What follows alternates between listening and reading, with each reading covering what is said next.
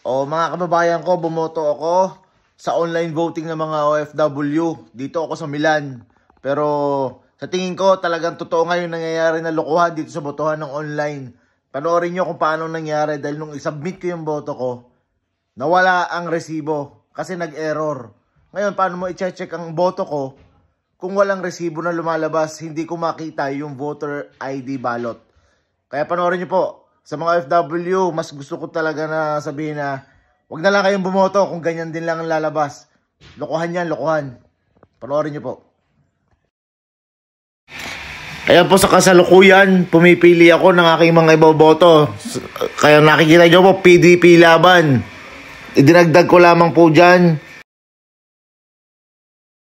at si Camille Villar.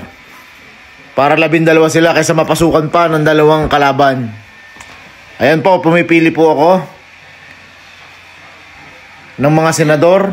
At yan po, kauli-ulihan nga po si Camille Villar, 12 na po yung napili ko. At dito po sa party list, bagong henerasyon po, number 94 ang pinili ko. Nasa may bandang dulo po ito, kaya medyo matagal.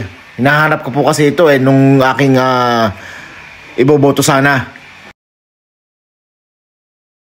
Talaga nga ho yatang merong hocus-pocus na nangyayari sa online voting na ito. Kaya mga kababayan ko, ng OFW, mag-ingat po kayo sa pagboto. At talaga namang mukhang malaking dayaan talaga mangyayari. Mukhang dito nga talaga sa OFW na boto, kukunin yung pandaraya nila. Panoorin nyo pong maigi ang mangyayari sa aking video na ito. Totoo pong nangyari ito kasi nag-screen recording ako habang bumoboto po ako online. At yan po, chinek ko ng aking mga iboboto, makikita na po ninyo. At yan nga ho, nung kompleto na yung aking mga iboboto, yan na po sana yung resibo ko na aasahan, nalalabas. At yan nga po, i-click po natin, isasabit na natin ang boto. Pero nung i-click ko, ayan, nag-error na, nagkandaleche-leche na. Dapat pagka-click mo ng submit yung boto, dapat lalabas dyan yung mga resibo na, at saka yung voter ID ballot. Ngayon po, nung i-check ko ulit, ayan o, expected error. Lumalabas po talaga na parang hindi ako bumoto. Tapos nung inulit ko ulit, lumalabas na bumoto na ako. Ngayon, inulit ko po talaga, binalikan ko ulit. Yan po, paano nyo i-check ngayon yung boto ko kung hindi ko alam yung ID ballot number ng aking balota? Kaya paano ko malalaman kung tamang tao ang lumabas sa resibo ko, hindi nga lumabas yung resibo? Kaya mga kababayan ko, OFW, wag na kayong bumoto. Siguradong lokohan yan.